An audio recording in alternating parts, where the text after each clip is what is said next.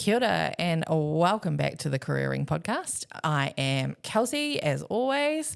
My name hasn't changed. And I'm here with Melissa Davies, the founder and creator of Careering 9. Hola! Konnichiwa! Hello, how are you today? Tired. Tired? Yeah. Good. Love that for us. So am I. Woo! We're in here. Some people just drove past with their butts sitting out their car windows. I'm a bit distracted. Like actual beer butts. No, sitting though, like sitting on the window frame, hanging out. Okay, that's weird. Welcome to Ofatahi on a Saturday. Tangent. Right. Apart from being obsessed with people with their butts hanging out a window, what's going on with you this week? Yeah, that's it. I'm tired and I'm distracted by things. Yeah, good. Good. Okay, we're here for it. We're here. What about you, Cass? What energy are you bringing today? My granddad's making wine and it's delicious and I'm really excited about it. And Yay. I just wanted to share it with the world that I got some good rosé. So that's my obsession this week. I love That's where that. I'm at. Yeah. I love that. So he's pivoted from growing great apples to great grapes. Yeah. And then paying someone else to make the wine, which has paid off. Okay, so that's where the magic happens. Yeah, the first 10 years were terrible. Right, here we go. So this week we have another special guest.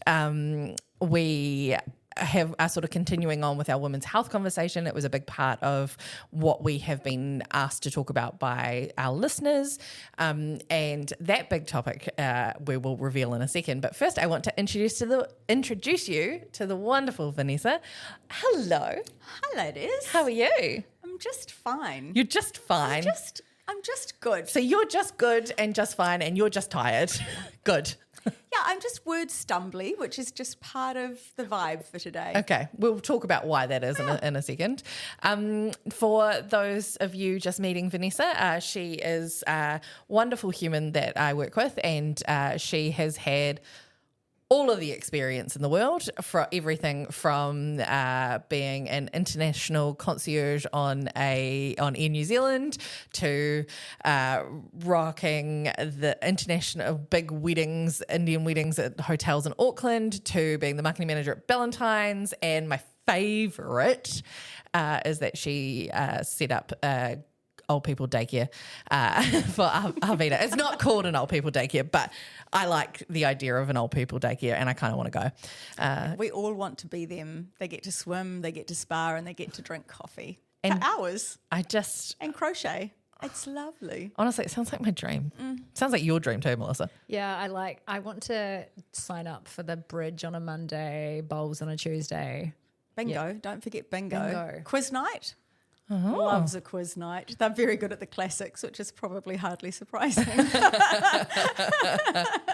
Amazing. So Vanessa and I work together, and Vanessa is a strategist at the agency that we work at. And as part of the conversations that we've been having about women's health, Vanessa has been very open about her soapbox topic, which is menopause and perimenopause in the workplace. And because it is a topic that has been asked to be discussed by a few listeners, we wanted to bring Vanessa in to have a real world example of what it's like to go through the process of being diagnosed, as well as understanding how that affects you in the workplace as well. So Vanessa is going to give us a bit of a rundown of her experience. So why don't you sort of start us on how this came about, where this whole journey started for you? Yeah. So I get paid to think. And what I started to notice in the last 18 months was my brain wasn't braining in the way that it used to. This is normal speak for us at work, by the way. We're like, is the brain braining today? How is the potato? Yeah. AKA the brain. And so what this meant was I had a range of symptoms. So I was the kind of tired that sleep doesn't fix. I had brain fog. I'm usually able to be really articulate when I talk, but I had become word fumbly. I am word fumbly today. I may treat you to it. We'll see what happens. And it was really brought home to me on one day when I was working at home. I needed my address for something, and I was sitting in my office, and I was like, what's my address? Is Where it do I live? 199 or 119? And I was like, this is a fairly shocking thing to forget, but let's not make a big deal of it. La, la, la. Wandered out to the kitchen, picked up an envelope. I'm like, cool, I know, I am 199. I walked back into the office and I was like, yeah, wait, but what was that number again? And it just felt, it was just a point in time that I really remember going, shit, I can't trust my brain the way I used to trust my brain. And I get, as I say, paid to think. And something that I've always really liked about me is that I can think fast and think smart and I can make connections and I can do all of those things. But all of a sudden, or maybe not all of a sudden, but over the last 18 months, I didn't trust my brain to be braining the way that it used to brain. And so what was your next step then? So I started looking at the other things that weren't optimal for me. So I'm a real optimal kind of a girl, right tool for the right job. And I was thinking, actually, I've got vertigo. Actually, I'm kind of sad. Like I'm not sparkly. I'm not as sparkly as I used to be. I can be sparkly, but it requires like a lot of effort. And also I've got a sore knee and also my ear itches a little bit. And also I've had a headache for like 3 weeks.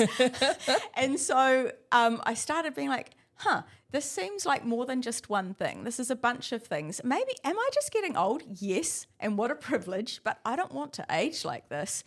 And I did think maybe I had a scooter crash in 2021. It was a Lime, and I was unconscious for a period of time and broke my nose and my head. I was like, maybe I still have some head injury stuff to resolve. And then having worked at Arvida, I was aware of what cognitive decline looked like. I was like, am I in some kind of early cognitive decline, which is a fucking terrifying thing to be thinking about yourself, right? Dementia or... Yeah, because you can't fix that. Yeah. And then I was also thinking, maybe it's just some kind of ADHD thing as well, because there's a possibility. So those were the things that I was thinking might be going on for me, but I wasn't sure which of the things. And so what did you... So you started putting all of these different symptoms, getting them all together. Mm-hmm. What did you then do? I was on TikTok. Love that. I love it. Dr. TikTok. Yeah, Dr. TikTok. I was on TikTok. And so I'm 44, and I was being served up content that's relevant for a 44-year-old, right? And I started having some things coming through about perimenopause. And it was, those, I've got perimenopause. Of course I've got blah, blah, blah, hot flashes, headaches, things like this. I was like, wait, what? These are all of my symptoms. And then I hopped online, and there's a menopause clinic in Tauranga that's actually released the New Zealand Menopause Report. And I was like, well, I don't think I've got menopause, because I knew menopause is when you haven't had your period for a year. I was like, I still have my period. It's regular as clockwork. Yeah. So I don't have menopause, but what's this perimenopause business? So I went through and looked at the symptoms. I was like, I feel seen. That moment when you're like, oh, thank God I don't have dementia. Well, that was a big one, to be honest, because that's a fucking awful disease. It's but actually I looked at these symptoms. I was like, me, all of them, one after the other. And so from there, what I did was I called my doctor. I wouldn't say I have a great doctor here in Christchurch. I have a clinic that I go to, and I rang them and I was like, hey, do any of the doctors here specialise in menopause? And they're like, yes, we all do. I was like, therefore none of you do. So then I was looking at this menopause report, and I was like, actually, there's a clinic in Tauranga. They do Zoom calls. I'm going to book that appointment. I'm a really big advocate for, if something's not right, fix it. So, and I think at that point was when I came and had a chat with you and said, hey, there's some stuff going on, but probably I suspect the most shocking thing that I told you that day was, if I can't resolve this, I have to leave my job, because my brain isn't braining. I get paid to brain. I don't trust my work or myself. And so I think I'm probably going to have to go and sell shoes or handbags or both, because I don't think I can be trusted in this space. Yeah, that was quite confronting. Yeah. I'm not going to lie. That was all of us that day. Yeah, that was it is Monday. Okay. Morning, Kelsey. Would you like a coffee? Yeah. And so we had that conversation and it was like, okay, let's just figure this out. Like from my perspective, there's no performance change, right? But in your brain, you weren't who you would normally trust be. myself anymore, and that was probably the biggest thing. The work that I was outputting was really good. I was getting good feedback. I know I was hitting the note with clients, but it's because I couldn't remember if I was 199 or 119. I was like, well, can I trust that the work that I do is good? And that flowed on to other areas, right? So I would do you remember when I needed to present to a specific client and I was like, I can't. I don't have it in me today. Now, usually when I'm finished with my work, I'm like, look, I'm so proud of it. Look, I made pictures here and this makes sense and these connectors in these 10 different ways and what a great opportunity we've got going forward. But all of a sudden I was like, can you do it? Because I don't think I can facilitate this. I'm worried that I won't be able to be present and be thinking of the next step. I don't trust my work. Yeah. Confronting. It's just fucking scary because largely who I am is the work that I do. Like the work that I do now is it meets all of my best characteristics. I think it allows me to do my best work, but all of a sudden if I can't do that, then what am I left with? I mean, you'd still be really good at selling shoes and handbags, but I would probably buy them all myself. Yeah. So, So talk us through the conversations that you had with the clinic in Tauranga. I'm only laughing because last night I went through my symptoms list because I made a list of things because I'm very efficient at this type of thing. So I got on the phone with Catherine and she started talking to me and she's like, so talk me through your things. So I was like, okay, it's a long list. Here we go. So I started with all the physical weird things like my knee hurts, I've got a headache. And I got to the end of the list and the second to last thing was I am quite disassociative, so I can just be like, click off and stare, and I feel a little bit dead inside. And by this point, I was here at work actually while I was having that chat with her, and I was in what we're not allowed to call the crying room, but I will call the crying room for the purposes of this conversation because I was sitting in there going, who am I anymore? I am losing myself. Do you know what's really interesting is I wasn't at this point, but in the UK and in Australia, our highest rates for suicide for women are between 45 and 55, and then again between 55 and 64. And I'm not going to say causation because I don't know, but it does seem to correlate highly with this time when your hormones are just fucking and with that you. feeling you were going through. And that feeling that I am not the same me anymore. I don't trust me and all the bits of me that I like. You get to grab them by the tail for just a couple of minutes every week and then they disappear. You'd be like, I am me. I remember even coming in and having days at work where I'm like, hi Kelsey, let's do things. You're like, who are you? And I'm like, yeah, good point, because she only shows up. But those hormones in perimenopause are fluctuating to a point where one day they're here and the next day they are hide and go seek. Yeah. Amazing. And so when you sort of had that conversation with her, was she just like, 100% perimenopause? Yeah. She's like, hi, welcome. I'm like, okay, good. And she said, we need you to go for blood tests. I was like, I don't really want to fuck around with that. She's like, no, we'll start medicating you straight away, but we just need to check thyroid and a bunch of other things. Yeah. And so I got the prescription through that day to go on estrogen patches and progesterone capsules at night. I'm not on testosterone at the moment. I think it's a possibility for the future, but it was really funny.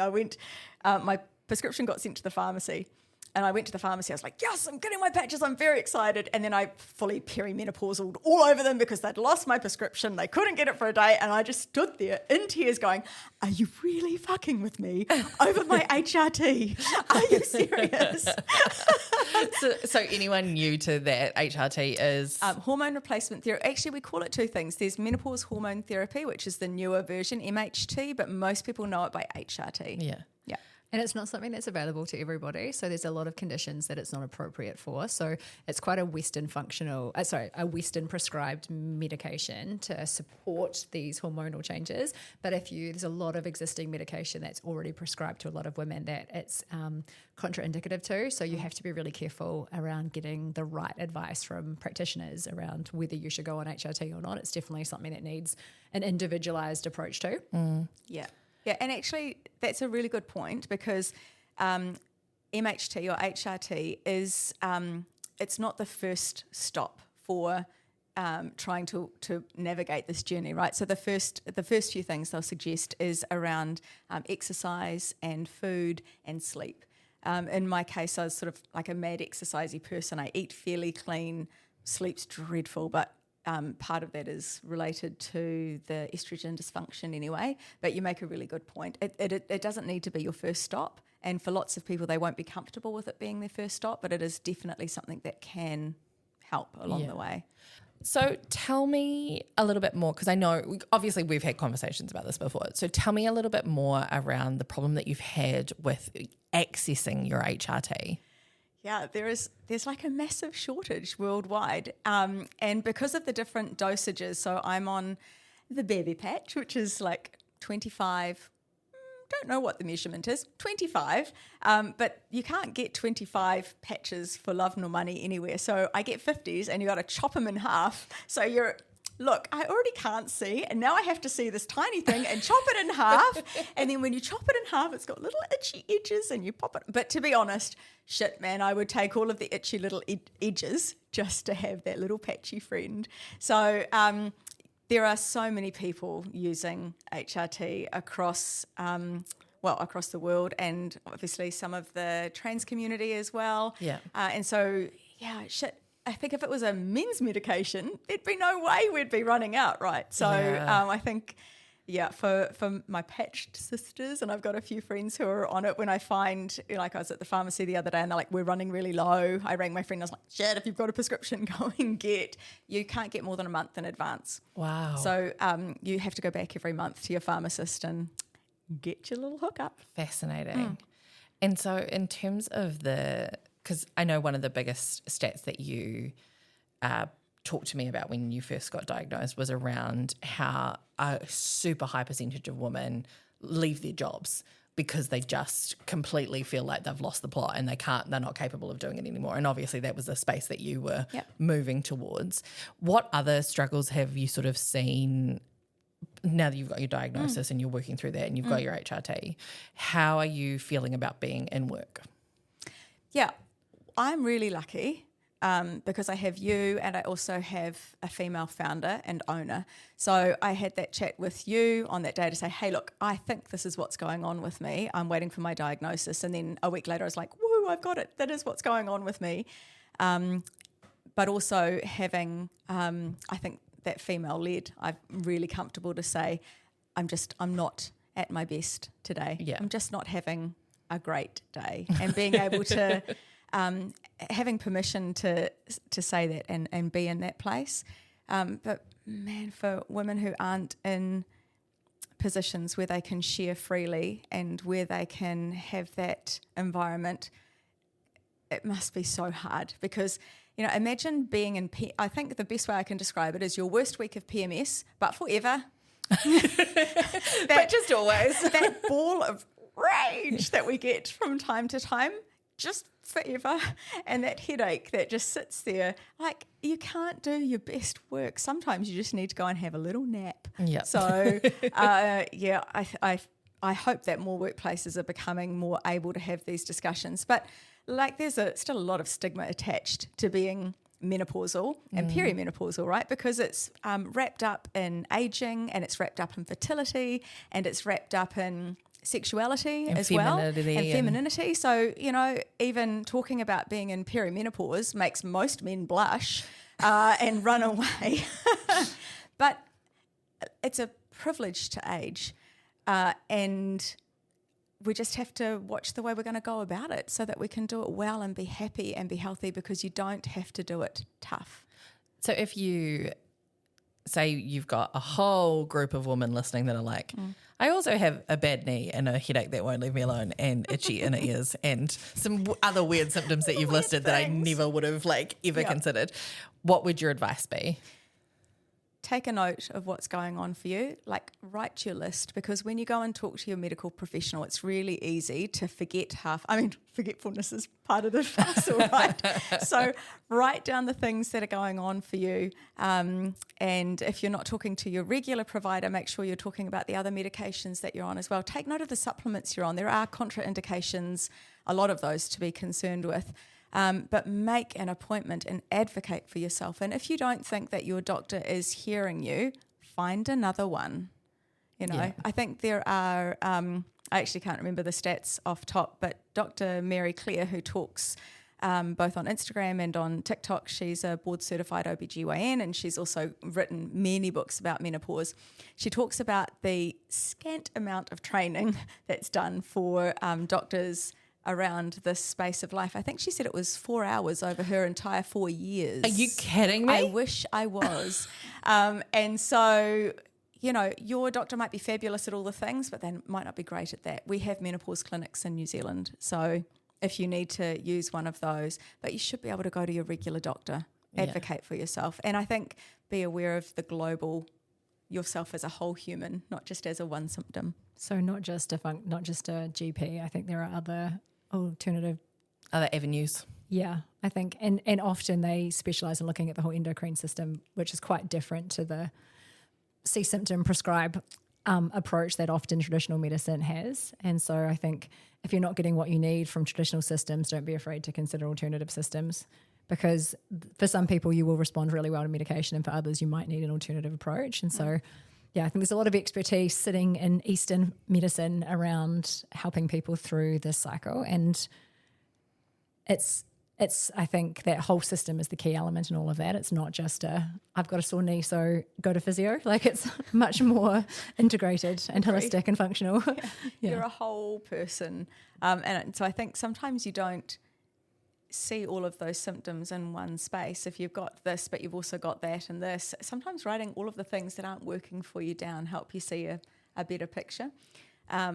And I think that's the piece, taking your whole self along. And whether you want to go, if HRT is a good route for you and medically that works for you, great. If that's not the route that you want to take, it's not the only route. Like, some people don't want to have any interference with hormones, or they can't. And so that's great. There's plenty of really good research and evidence of other ways to navigate this part of the journey. I think the main thing is, though, talk about it. Don't suffer through it. You know, I was talking to somebody and they were like, well, that's just what you go through as a woman. I was like, oh, let's not if we don't have to. You know? Yeah, and also just raising awareness that, like you talked about your cognitive impairment or new levels of fear, change of identity. We talk about that for puberty, but we don't talk about that at the end of the reproductive cycle, and we don't talk about how that does largely affect women. And, you know, as 50% of the global population, it's pretty significant. Like, we should talk about this stuff. It wasn't until you've gone through this process that I even knew that perimenopause existed. Oh, really? I had no idea that it was anything. I thought it was menopause. There was just a line in the sand where I was going to have no period and be real hot. Do you mean sexy hot? That too. But I mean, that's just how I live my life. Yeah, that sounds good. That's a good sales pitch. But then when you were talking about it, I was like, oh, Jesus Christ. It's not just like... It's reverse puberty. Yeah. And I just... Honestly, that's all I think of. It's puberty's the start of the cycle where everything ramps up, and then this is the end of the cycle where everything ramps down, but it doesn't do so in a nice, calm, stable way. It doesn't. It just... And that's I think the really tricky thing about perimenopause is it's not just, as you say, like a really lovely gradual decline. It's a fucking game of hide and go seek. Yeah, like, and every day's different. Every day is so different. And I think that's probably one of the hardest things, because I'd be like, it's terrible, I'm fucked, all is doom and gloom. And then the next day I'd be like, oh, I'm back. And I would be I think I even said to you a few times, like, I'm in my body. I'm in my body today. Hello. But she wouldn't stay there. So what terrifies me is that, like, you know, you talk about it in reverse puberty. Puberty, you're kind of like, woe to go pretty quickly. Like, you're kind of, however, 10 to 20-ish, right? Like, there's a decade there. Sounds like this is going to be a lot longer in female lives. And I think that's where you're saying talk about it. Me being in my early 30s, I'm like, yes, fucking talk about it. I need to be warned about this shit. I didn't know that this is going to happen. And I think being able to understand that as well means that you can also bring that empathy and that kindness into a workplace that you're working in as well, and make sure that you are talking about it both with your female and your male colleagues, and making sure that it's not Vanessa's just been crazy today, or such and such has just been crazy today. Like, it's a holistic understanding of who that person is and what they're going through at that point in time. Yeah, and I also think there's, I know people in their 20s and 30s that have had to have hysterectomies that have their bodies have then been forced into menopause, and so they've had the wham bam thank you ma'am short period of time, quite dramatic shift through menopause, and that brings its own series of complications. So it's not just an age thing, and I think that's one of the things that I get quite frustrated by is people think of menopause as an older women's challenge, and it's like, yeah, to your point, Carl, so it could be 30 years of extremely fluctuating hormones, but I've never met a female that has told me that their periods are easy, it's always been great, puberty was a breeze. Like, basically, it's going to be shit from sometime between age 10 till we die. Like, that's just it. That's like, the sparkly... being a woman. That's that sparkly unicorn woman that men dream up, eh? Yeah, it is. Yeah. My period's a dream and it's only here for a day. Yeah. And I just do glitter. Yeah, I just do yoga all the way through it. All I can think of is, those when you're 12 and you're 13 and you're having those arguments with your parents and you slam the door. I'm like, yeah, I totally get that. Again, I wouldn't mind slamming a door every now and then. But now it brings so much context into, like, if you're a teenager with a mother going through perimenopause and you're like, oh my God, Jesus fucking Christ. I'm like, oh, I get it now. No. Yep. Yeah. And that's why men don't want to talk about it, because they were like, that was traumatic growing up with a sister and a mother going through this. I just think the more we can normalize it, it's hormones. I can guard against it as well as I can. So, for example, on the medication I'm on, I cycle on to progesterone 2 weeks on, 2 weeks off. In my 2 weeks off, it's not my fun 2 weeks. Progesterone seems to be, for me, a real anxiety calmer. It is the hormone that's like, everything's okay, Vanessa, you're fine, it's cool, we're calm. And so when I go off that, I'm like, everything is less okay than it was before. And so during those 2 weeks, I won't drink at all. No drinks for me over those 2 weeks, because actually I don't need any. If I can be like, I definitely need to do the walks, I definitely need to not drink. There's a few other things that I put in place so that I can try and stay on the level, because the HRT all by itself isn't the panacea of goodwill and health. It's just one of the ways to help. So during those 2 weeks, I'll be like, I've got to get my sleep. Yeah. And I try and not do massive work presentations during those 2 weeks, because I know that I will be heightened, and it's just unfun. So it's the first time in my life, as I say, I'm 44 now, that I've actually taken notice of when my period's coming. Because I'd always been like, oh, I feel really shit. Oh, look, I've got my period. Surprise, surprise. Honestly, why am I this old and still going, I'm surprised to see you? It's so funny because I have so many conversations with women and we're all just like, how are we still surprised by this? Like, it still just appears out of nowhere. Oh, that's why I was so mad and why I was crying at the ad on TV. Or like, because I had no tissues left in my tissue box, I had to have a cry about it.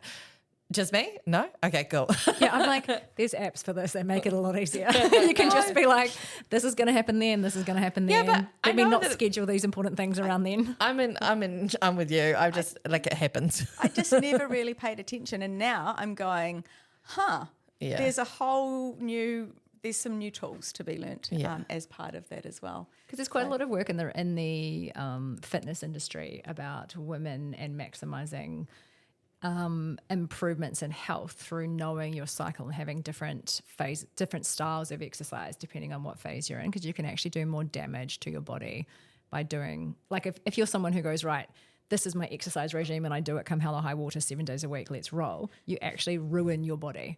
And that's not a perimenopause thing, that's just a female thing. But it's also like, because a lot of the rhetoric is from male gym trainers, you see that just comes all the way through. Oh yeah, every woman gets told do HIIT workouts. Yeah. Fuck HIIT workouts. But for a lot of women, if you have anxiety, if you have any osteoporosis in your family history, if you have heart issues at certain stages of your menstrual cycle, that is the worst thing you could do. Yeah, and it will actually, your recovery from that will be really you've actually sustained. Put yourself backwards. Yeah, you have. Yeah, but the gym bros will tell you, do HIIT workouts. Just keep going. Burn calories. Eat less, move more. Fuck off. Like, calories in, calories out is not a thing for.